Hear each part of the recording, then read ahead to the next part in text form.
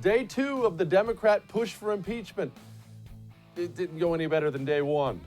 Trump in rally mode, taking shots at Schumer, taking shots at Schiff.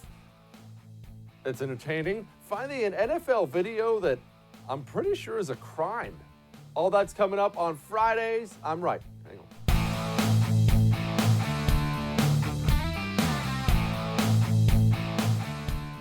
Well, before we launch into all the day 2 impeachment videos and nonsense, I promised you we would give you all the highlights here, and we will continue to give you the highlights while also reminding you that none of this matters at all. The House is going to impeach because they have to impeach.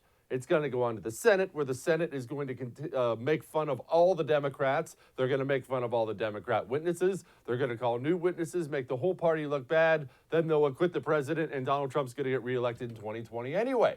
But before we get to all that, we need to take a moment now and then, we haven't done this yet on the show, and honor some of the heroes in this country. Some of the heroes from the past, some of the heroes from the present. We never do that here. We have all this fun joking around and, ha, ha, ha, but we never take a serious moment.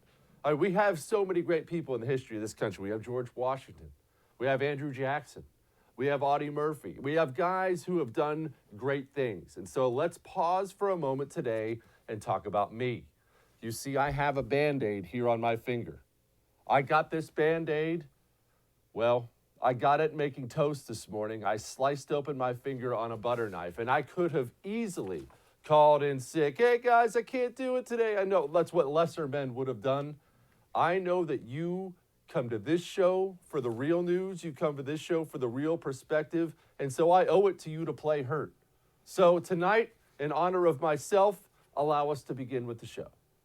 Now, Devon Nunez, as he often does, goes right after the witnesses. And understand something, this witness, Yovanovitch, she is the former ambassador to Ukraine. Donald Trump sacked her quickly, was not a big fan, apparently. And remember, it's Ukraine, not the Ukraine. Anytime you say the Ukraine, you always get some snot-nosed college boy who will scold you for it. But let's enjoy Devon Nunez with his intro.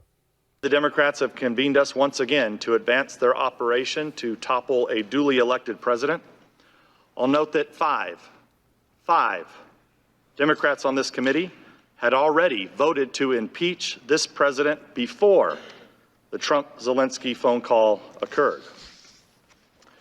In fact, Democrats have been vowing to oust President Trump since the day he was elected. So Americans can rightly suspect that his phone call with President Zelensky was used as an excuse for the Democrats to fulfill their Watergate fantasies. I mean, he's right. And that's really what looks so bad for Democrats. Everybody knows the story about the boy who cried wolf too many times. Finally, the wolf showed up. Democrats have been crying impeachment for 3 years, and it's done two different things to them. One, it's obligated them to their base to impeach the president. They have to. They've made promises. Remember, all these guys just ran for office. House is up for election every 2 years. Every single one of these guys just ran for office. And what were all of them saying on the campaign trail? We're going to impeach him. We're going to impeach him. Elect me and I'll impeach him. Donate $5 to me today and I'll impeach him. And now you don't have the luxury of going back to all those people and being like, oh, we can't, sorry, we have nothing. So that's one thing they did. The second thing they did, and this is really, really, really what looks bad, they made themselves look partisan. You see, eventually it gets baked in the cake. How many times has the public, the relatively non-political public, but votes every time, how many times have they turned on the news at night and heard the words impeachment or collusion or something like that over the past 3 years? It's been all over the news. And so now people are just like, oh, they're still trying that? Okay. Ukraine, where is that? It's in Asia, right? It's somewhere in Asia. What, Europe? I'm not sure. And that's where they are now. But I will correct Devon Nunez on one thing. This is not a Democrat Party creation. This is a media creation as far as the Watergate stuff goes. Yes, the Democrat Party would like to repeat Watergate, of course. They'll bring that up all the time. Remember Richard Nixon. That's the norm. But the truth is, it's the media who thinks they got Richard Nixon with Watergate. And it is the media who dreams about doing that again. They would take all the credit in the world for it if they could point to something and say, look, we got him. That was us, just like we did to Richard Nixon. Watergate was us. Every single one of these journos grew up and was educated in college about the greatness of the media. And look how we spoke truth to power and took down Richard Nixon. I am journo, hear me roar. They all heard about it from their dads and their grandpas and their professors. And oh, wow, that's the greatest thing. The greatest generation, surely. And they dream of being that. They dream of being the one to do it. And so now, not only has the media pushed this, not only have they poured the fuel on the fire for this whole thing, they're rooting for it, and they've convinced themselves it's still a possibility. That might be the part that I enjoy the most. I say enjoy, but I have to be honest, I do cringe. Some national media personalities who I won't point out by name right now, people I actually respect, have really spent some time embarrassing themselves over the past 24 to 48 hours. Everything's a bombshell. Oh, this really changes things. And look, it does me no pleasure to say it, but Donald Trump might be in trouble now. Oh, shut up. Adam Schiff, who's running this hearing, I mean, could the Democrats have picked anybody less likable than Adam Schiff? Here's Adam Schiff. The gentleman will state her point of order. The point of order is, will the chairman continue to prohibit witnesses from answering Republican questions as you've done in closed hearings and as you did this week when you interrupted our questions? That is not a proper point of order. The gentleman will suspend. It looks bad. Look, the public watches this. Remember, the House has to do their rules and procedures and things like that, and that's fine. But keep in mind, the Democrats, I should say, need to keep in mind, this is not an impeachment hearing. It's not a trial. It's not a point of order. And the gentleman, this is a television show. Welcome to politics in 2019. Everything is a television show. Donald Trump, maybe that's his best quality, is he understood that from the very moment he started running. Politics is a TV show, baby. That's why he rocks and rolls at the rallies. We'll play you some highlights from that soon. That's why he does so well when he walks up to the reporters on the White House lawn and they fire questions and he's like, you're fake news and you're fake news. Do you think he just does that to get at that reporter? No. It's a TV show, and he gets that it's a TV show. Now, apparently Obama's State Department, they also had some concerns about the whole Hunter Biden thing, and this got a little bit uncomfortable. Watch this. And you testified that in this particular practice Q&A with the Obama State Department, it wasn't just generally about Burisma and corruption, it was specifically about Hunter Biden and Burisma. Is that correct? Yes, it is. And the exact quote from your testimony, Ambassador, is, quote, the way the question was phrased in this model Q&A was, what can you tell us about Hunter Biden's, being named to the board of Burisma? So for the millions of Americans watching, President Obama's own State Department was so concerned about potential conflicts of interest from Hunter Biden's role at Burisma that they raised it themselves while prepping this wonderful ambassador nominee before her confirmation. And yet our Democratic colleagues and the chairman of this committee cry foul when we dare ask that same question that the Obama State Department was so concerned about. But we will continue asking it. And lastly, in my 20 seconds left, I just want to get it on record. In terms of defensive lethal aid, which you were an advocate for, that was not provided by President Obama. It was provided by President Trump. That's correct. Now, you may be asking yourself after these highlights, or you may be saying, Jesse, you're just cherry picking. Surely Ambassador Yovanovitch had some critical information. That's why the Democrats called her forward, right? I mean, she was obviously a witness to something, or she saw something, or she must have the goods on Donald Trump. I mean, this is day 2. We've still got to roll out the stars, right? Well, this is Ambassador Yovanovitch on what she's there for. You don't have a lot of facts and information relating to the part of this that we're investigating, and those are the events from May 20th up until September 11th, the release of the security assistance funds. Is that correct? Mm-hmm. Yes, that's correct. So you were not part of the delegation to the inauguration. That was the day you returned. You were not part of the Oval Office meeting May 23rd. Correct? Yes, that's correct. And you were not part of the decision-making relating to whether there would be a White House meeting with President Zelensky? That's correct. And you were not a part of any decision-making in the lead-up to the July 25th call? That's correct. And you first learned about the call on September 25th, is that correct? Well, I heard about the call, as I indicated in the first deposition, from Deputy Assistant Secretary George Kent.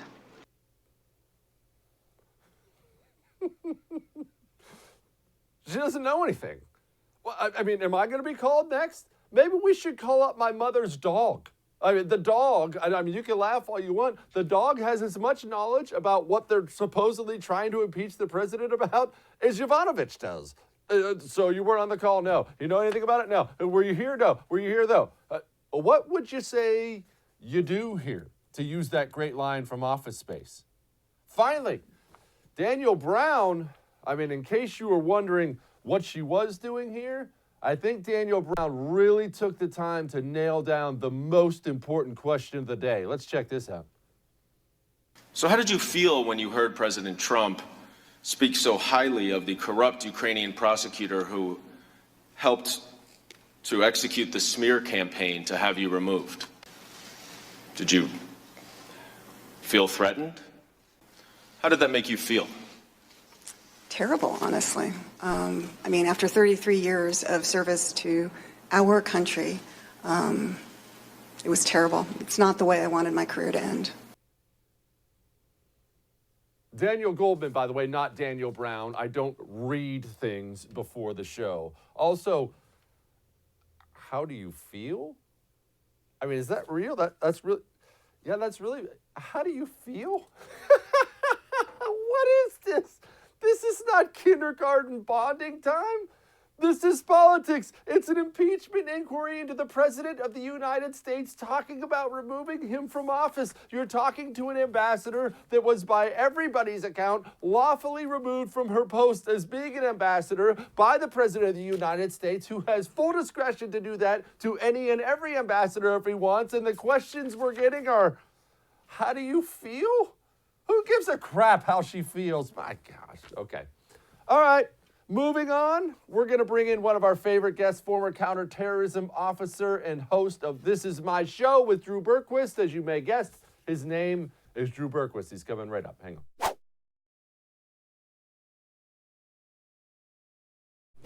Oh boy, hey, lots of fun impeachment stuff yesterday. Allow me to welcome in my friend, former counterterrorism officer and host of This Is My Show with Drew Bergquist. Drew, did day two help the Democrats any more than day one did? Because it didn't look good from where I was sitting. No, yeah, I think this is literally the definition of nothing burger in the dictionary. To me, it wasn't. Everyone's talking about, you know, Yovanovitch and what a victim she is, but I just don't see it.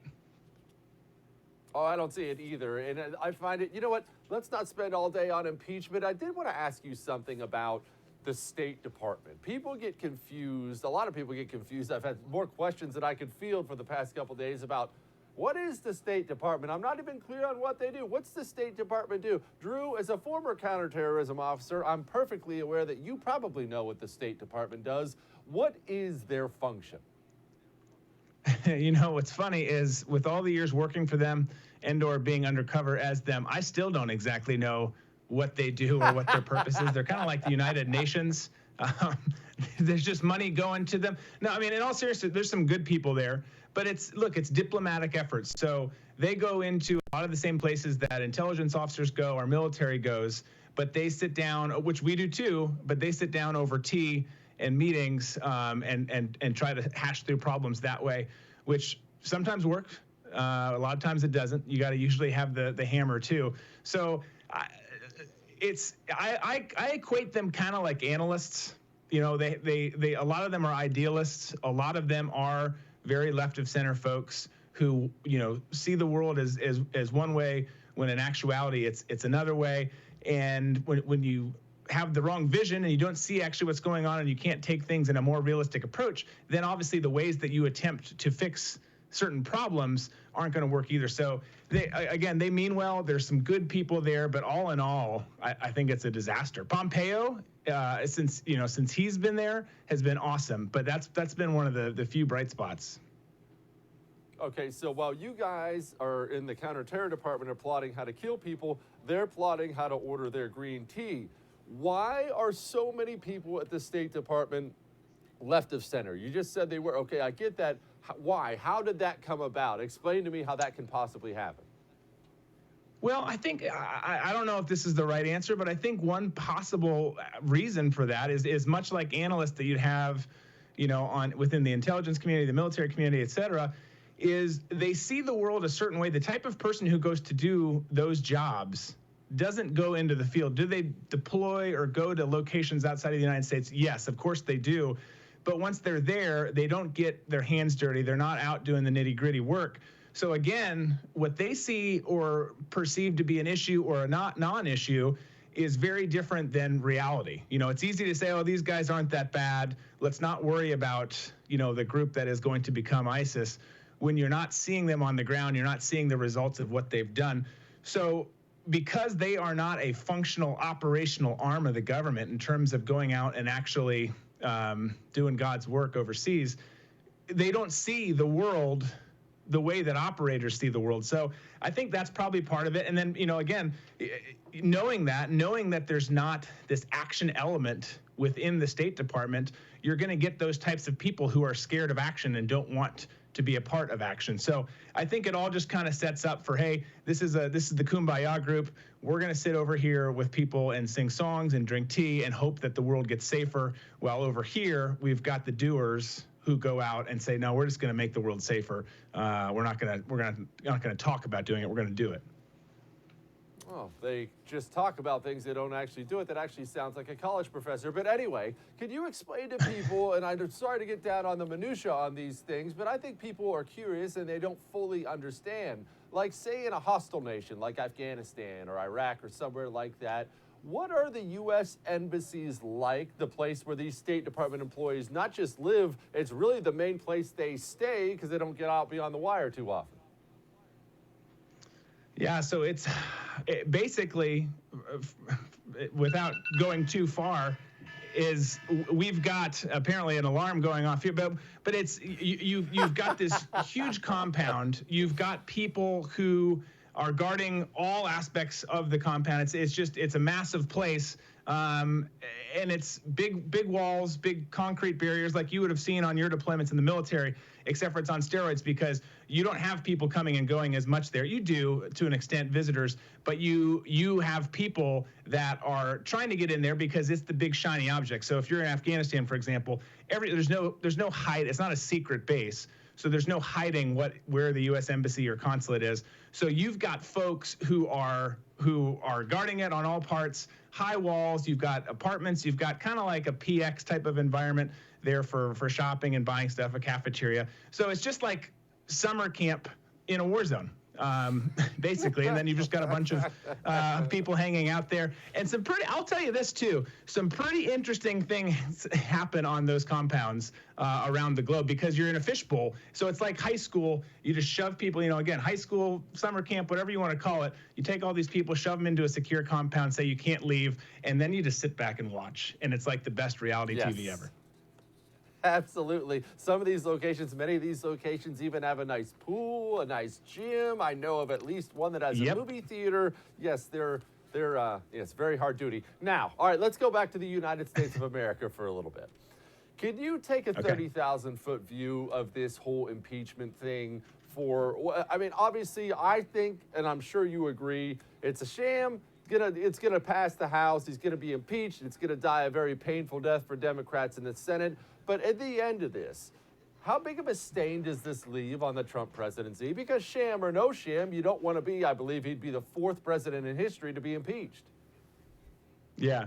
No, I think it does. I mean, at the end of the day, for the audience that they're going after, they know, his approval ratings are through the roof on the Republican side of the aisle. And they know who they're going after. They're going after the people who watch CNN, MSNBC, folks who dig everything that the mainstream media says and just are never going to give President Trump any credit, whether he could heal cancer, and they're not going to give him any credit. So you've got that audience, and then again the 4 to 5 independents in the country that are left that they're talking to, and it's hard to see, like, at the end of this, how he gets away without some mud on his face. So it's just going to basically, I think, keep things exactly where they are. You've got a huge portion of the country who loves the man, thinks he's doing a heck of a job, and then you've got a huge portion of the country who wants to just continue to stain his name and his legacy, which there's no way this doesn't happen. If it goes through in the House, which by all intents and purposes I think it will, then you've got that, and I don't think it'll go any further than that. But to your point, he will be someone who was impeached by the House. And the funny thing to me, though, is I think it's going to backfire big time when they're doing all these things, clearly last-ditch efforts to do anything and everything they can to keep him from winning re-election. But I think he gets impeached in the House, doesn't go anywhere in the Senate, wins re-election, and just smacks them right back in the face. And they're dealing with the man that they despise so much for 4 more years, who, by the way, doesn't have to worry about re-election at that point. Do you know that I was in my late 20s before I found out that intents and purposes was not intensive purposes? That was embarrassing. I don't think I've told anybody that till now. Yeah, I thought it was a dog-eat-dog world, not dog-eat-dog. So we're kind of in the same camp. People laugh at me all the time. It's okay. I mean, it's... All right, I do need to ask you one more serious thing. Nancy Pelosi, for all the problems I have with her, is no dummy. At least she has not been previously in her lucid moments in politics. So explain to me the thinking, if you're Nancy Pelosi, who's a crafty D.C. veteran, why would you put Adam Schiff in charge of the impeachment hearing? I understand he's in charge of the House Intelligence Committee. I get that. Maybe he's got enough seniority. I get you have to put the guy there. But if you're going to have a television show, which is what this is, trying to convince voters of things, couldn't you find somebody who has more than the likability of an infected boil? Yeah. I mean, I like how you put that, by the way. Yeah, I mean, look, they're floundering. They're making bad decision after bad decision, and they've just dug themselves into such a trench that I don't think they can get out.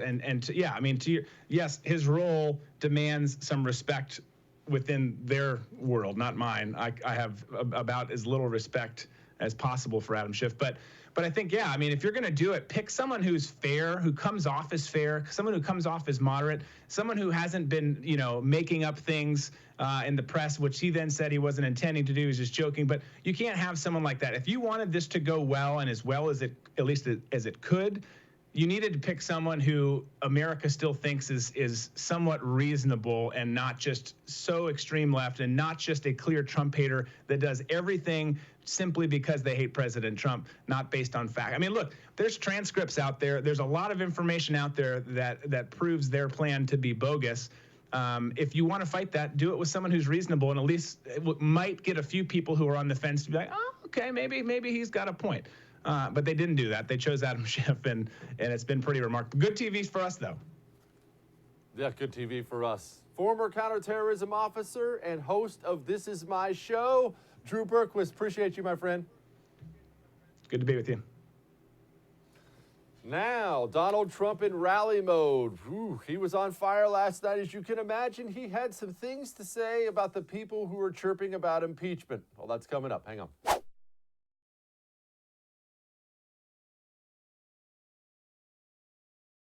Well, as we've said several times on the show, and as we'll continue to say, rally mode Trump is the best Trump. Look, there are some people in politics who do not like speaking in front of a crowd. I know you may find that hard to believe, but it's true.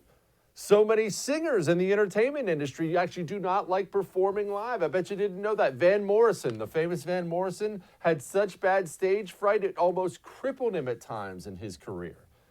Not all politicians eat it up. Some are great on stage, some are not great on stage. Donald Trump, whether you love Donald Trump or hate Donald Trump, is magnificent on stage. He gives a great speech. He feeds off the crowd. He genuinely looks like he's having the time of his life up there. And boy, was he having the time of his life last night in Louisiana. Here's his first shot.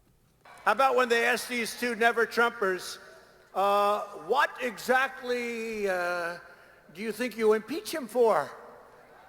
And they stood there and went like, what? But they're unraveling, and their sinister plans will fail. They've already failed as far as I'm concerned.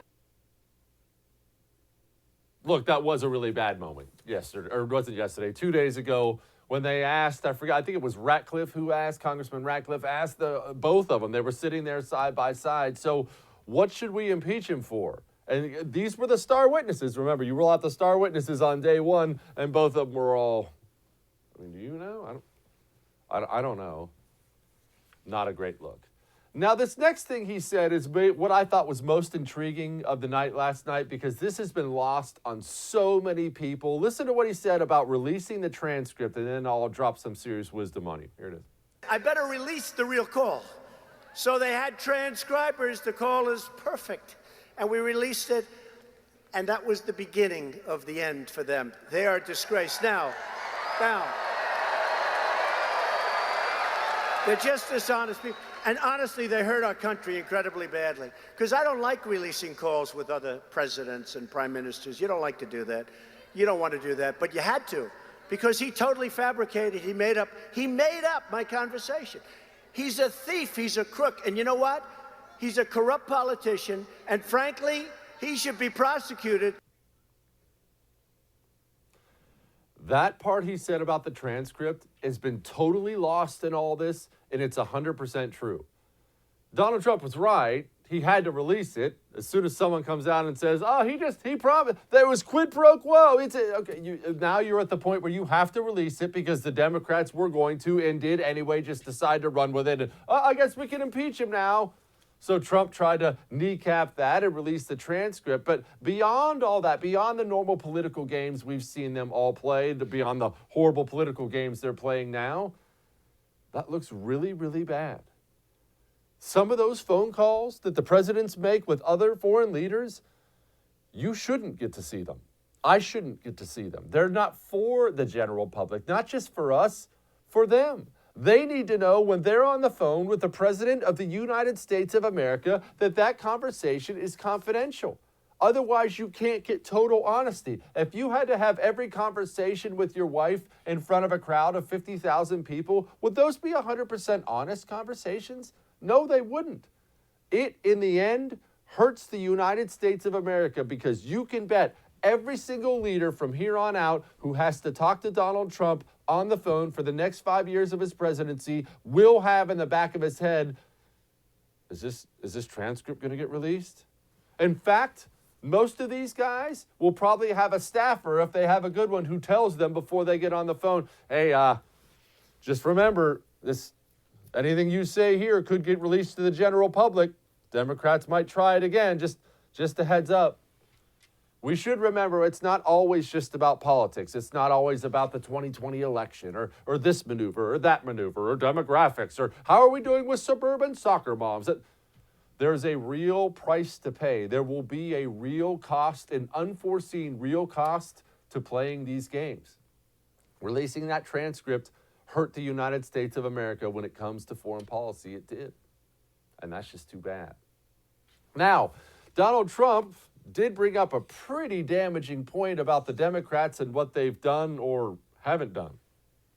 The absolutely crazed lunatics, the Democrats, radical left, and their media partners standing right back there.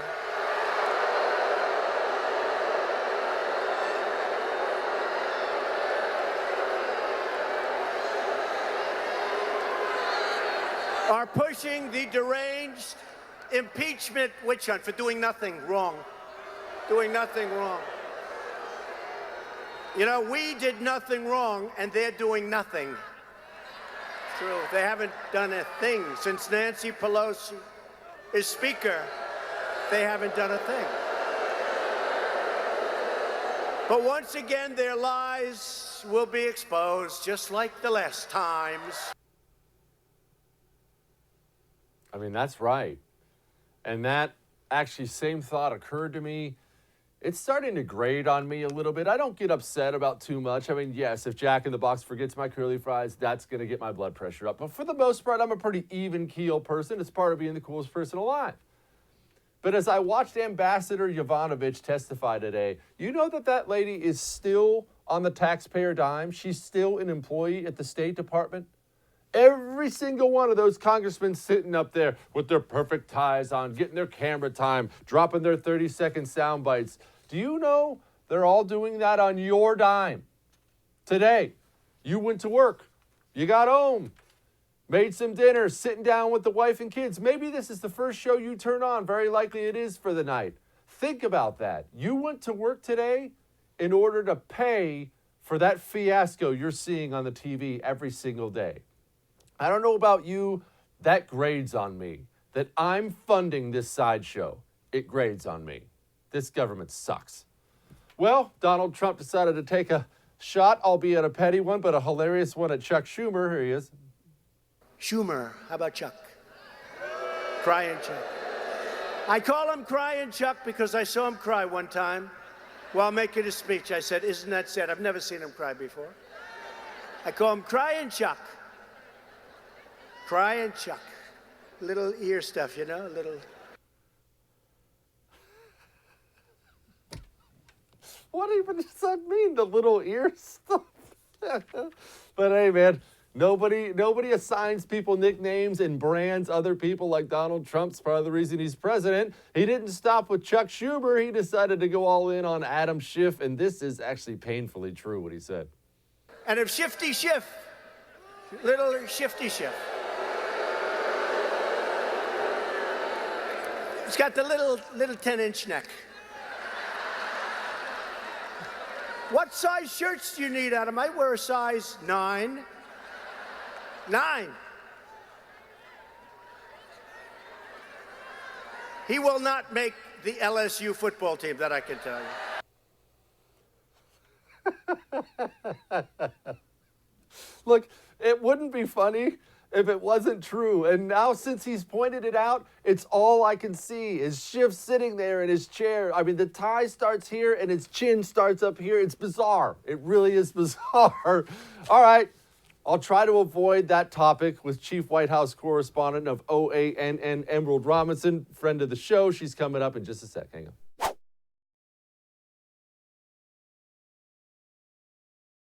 Joining me now, one of our favorite guests, Emerald Robinson, Chief White House Correspondent for OANN. Emerald, I have to ask before we get into impeachment and Trump rally and all that other stuff, how exactly does a girl from Tennessee end up in the halls of power in Washington, D.C.?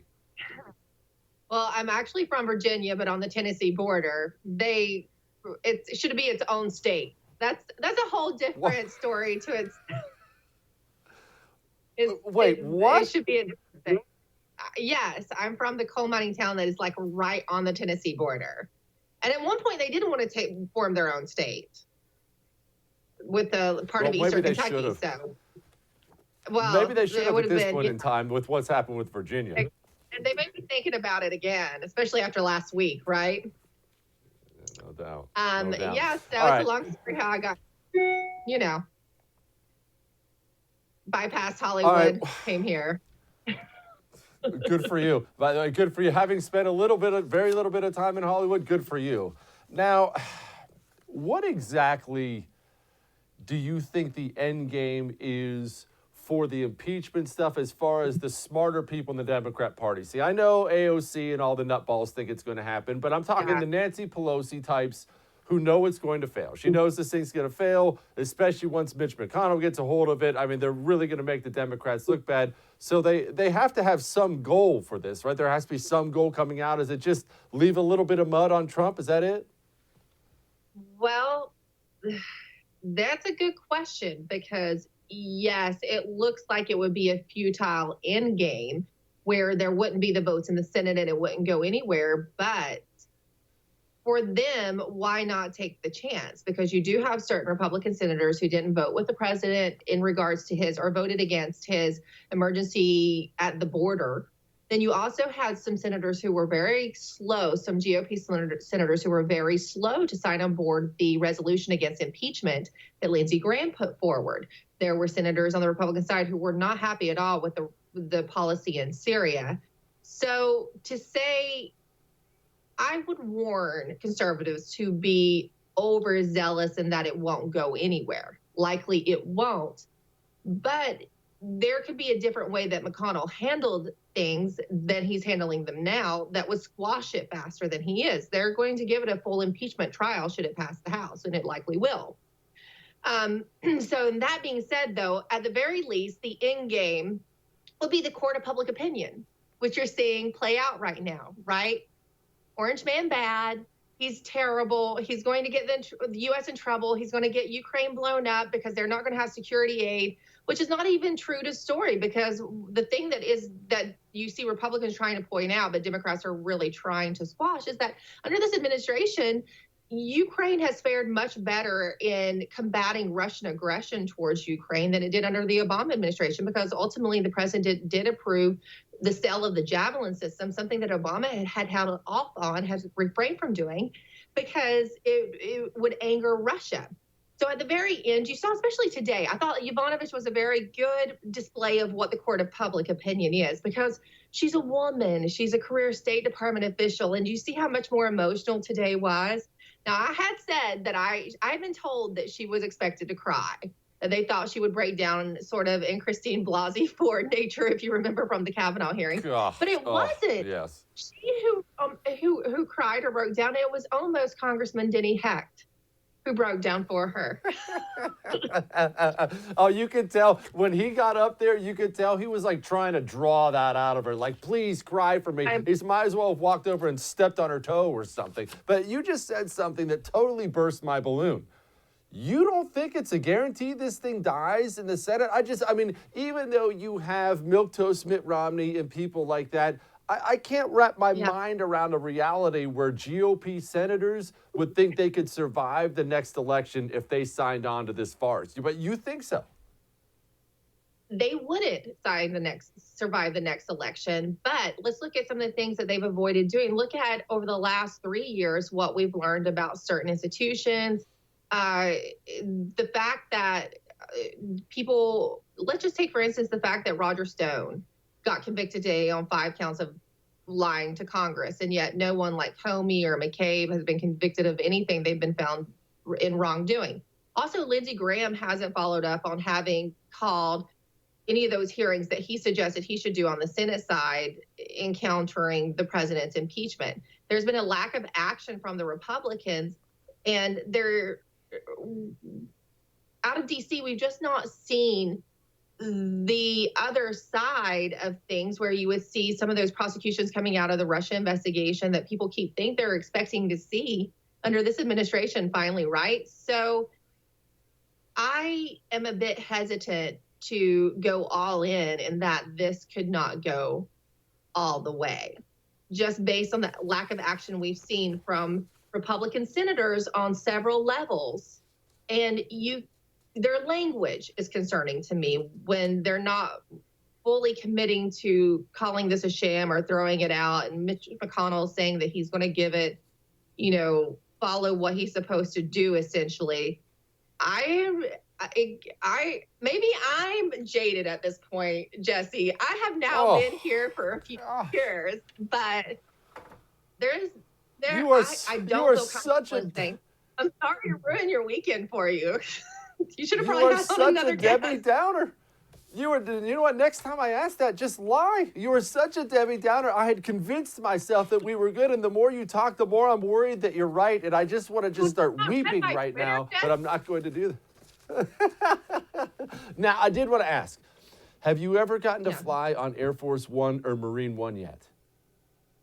I have not. I've flown on Air Force Two, and I've flown with Secretary Pompeo. But, we're still an up-and-coming network, so we haven't quite made it into that press pool yet. But I am working very hard on it, Jesse. Okay, give me the Air Force too skinny. Is it, you have to get patted down by 10 Secret Service guys? Are the chairs nice? Is there good food? What are the bathrooms like? Come on, give it to me. Food is excellent. And if it's a holiday, they do something special for the holiday. And, on the way back home, they might give you a glass of wine or beer. And it's better than normal flying, commercial. The flight attendants and the service, their service members are so amazing. They're really sweet. And it's so much easier than going through. I was actually surprised. Yes, all your stuff is checked. But it's not like going to a big event for the president where you really are patted down and you have to be in there like 3 to 4 hours early. You kind of just breeze through it, JBA. The security system just, they know what's coming. It's a good security system and there's not that many people going through there. So it's a good experience. I really enjoyed it. The last time I went with the vice president, we actually went to Arizona and saw a lot of the drugs coming across the border, a lot of guns, and we had all these stops. So we were moving nonstop. But it was really cool to follow the VP and be a part of that and see, it's cool. I really was like a little kid. I made them take pictures of me next to the airplane. And it doesn't matter. You can be the most famous reporter on the most famous show. And I've seen every single one of them when they take Air Force One or Air Force Two for the first time. You have to have that picture. Oh, yeah. Yeah, that's what people are like when they get around me. They have to have a picture with me. It's totally natural. Emerald Robinson, Chief White House. Yes, that's right. Emerald Robinson, Chief White House Correspondent at OANN. Thank you for giving us a few minutes. Go enjoy your weekend. You too. Coming up, ugly video. It's almost beyond belief from the NFL. Hang on, check it out.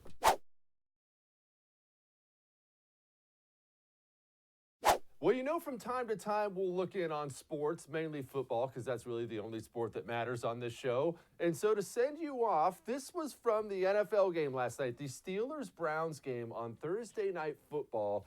Browns defensive end Myles Garrett went in on Steelers quarterback Mason Rudolph, and you know what? Just watch. And here it is.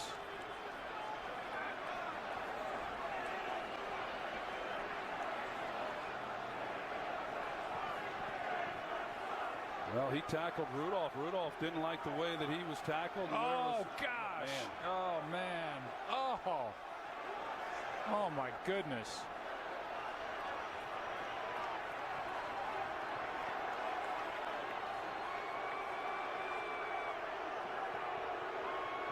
Rips the helmet off Rudolph's head and then eventually swings it and hits him in the head.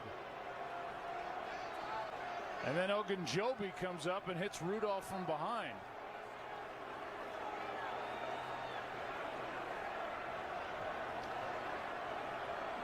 Beyond.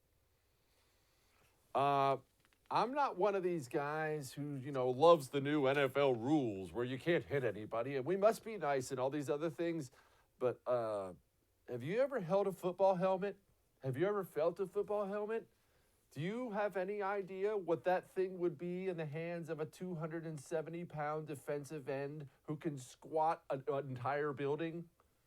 That is assault with a deadly weapon, ladies and gentlemen. It's my understanding Myles Garrett has already been suspended indefinitely, and that is good.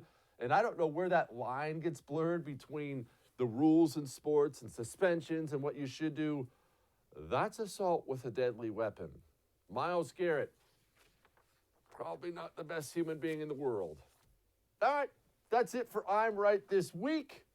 It's a Friday. You all be safe out there this weekend. Don't drink too much. Don't drink and drive. Spend time with your family. Go play football. Don't hit anybody in the head with your helmet. We'll see you.